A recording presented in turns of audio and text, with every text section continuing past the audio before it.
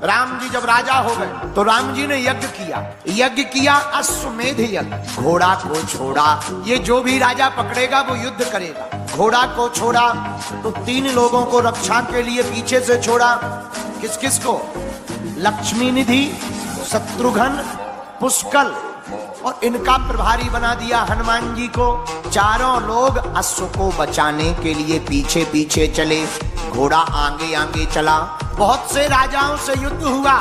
जब वह यज्ञ का राम जी का घोड़ा देवपुर नामक नगर में पहुंचा, वहां पर एक परम शिव भक्त राजा थे, उनका नाम था वीरमणि। वीरमणि जी ने घोड़े को पकड़ लिया, बांध लिया, तो हनुमान जी और शत्रुघ्न जी युद्ध करने को तैयार हो गए। राजा भी युद्ध करने लगा, लेकिन राजा परम शिव भक्त था। उसने भगवान शंकर का आवाहन किया कि हे भोलेनाथ, आप हमारी तरफ से युद्ध करो। शंकर जी प्रकट हो गए। हर हर शत्रुघ्न जी का, लक्ष्मी निधि का, पुष्कल का और हनुमान जी का, चारों का युद्ध होने लगा। लेकिन शंकर जी उनसे कौन जीत सकता? शंकर जी ने एक एक करके सबको निपटाना शुरू कर दिया। शत्रुघ्न जी को मूर्छित कर दिया। शत्रुघ्न, पुष्कल मानो मृतक के समान हो गए, मर ही गए हो। अब हनुमान जी से लड़ रहे शंकर जी। हनुमान जी लड़ते लड़ते शंकर जी से बोले, हमने सुना था तुम तो बड़े वाले राम भक्त हो, लेकिन तुम तो बड़े वाले विरोधी निकले। हम तुम्हें राम भक्त मानते थे, लेकिन तुम तो विरोधी निकले। राम जी के भाई को ही मारने का दुस्साहस कर रहे हो। शंकर जी बोले, बात तो सही है तो हम राम जी के भक्त, लेकिन हमारा भक्त है वीरनिधि, वीरमणि, ये हमारा चेला है और शिष्य को बचाने का धर्म गुरु का है।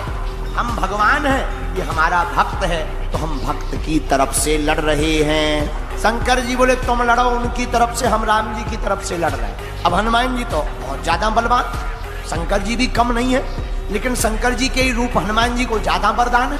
शंकर जी का रथ टूट गया, युद्ध के आयुध छुड़ा लिए। जब आयुध छुड़ा लिए तो शंकर जी ने हार स्वीकार कर ली, हम हार गए, बताओ अब हमें क्या करना है? हनुमान जी बोले, तुमसे काम लिया जाएगा। क्या काम? शंकर जी बोले, तुम जब तक हमारे शत्रुघ्न भैया, पुष्कल, लक्ष्मी निधि, इनकी रक्षा करो, इनको कुछ हो ना पाए, यम के दूत इन्हें लेना जा पाए, तब तक हम क्षीर सागर के पास जाकर द्रोणाचल के यहाँ से अपनी पूंछ में लपेट करके संजीवनी बूटी लेकर आ रहे हैं। शंकर जी बैठ गए, हनुमान जी भागे भागे गए, द्रोणाचल पर्वत को अपनी पूंछ में लपेटा। देवता आ गए, महाराज पूरा पर्वत ही मत ले जाओ, बूटी ले जाओ। पर्वत ले जाओगे हम लोगों को दिक्कत हो जाएगी, जड़ी बूटी ले जाओ। हनुमान जी बोले, ठीक है। हनुमान जी को संजीवनी बूटी दे दी। हनुमान जी वो जड़ी लेकर आए, तब तक देखा कि भगवान शंकर तो वहां पर हैं, लेकिन जो पुष्कल जी हैं उनका शरीर शांत हो गया।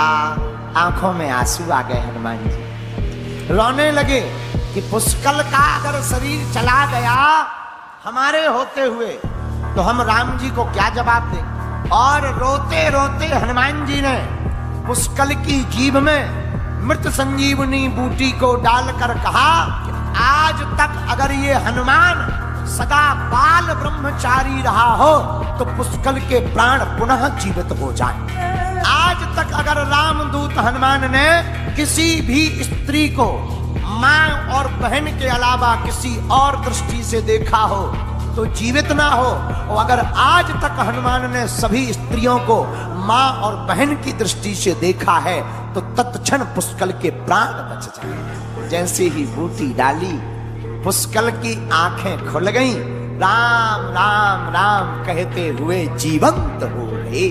शंकर जी चौंक गए और शत्रुघ्न जी के मुख में बूटी को डालकर हनुमान जी ने कहा कि आज तक अगर हमने भगवान रघुनंदन के अलावा किसी और का धोखे से ध्यान किया हो तो शत्रुघ्न के प्राण ना बचे, और केवल अगर हमने राम प्रभु को चित्त में रखा हो और सच्ची भक्ति की हो तो शत्रुघ्न पुनः जीवित हो जाए। और देखते ही देखते शत्रुघ्न जी हा राम हा रघुनंदन कह करके उठ पड़े। वीडियो अच्छी लगी हो तो वीडियो को लाइक करें और चैनल को सब्सक्राइब करके बेल नोटिफिकेशन को ऑल पर सेट करना ना भूलें।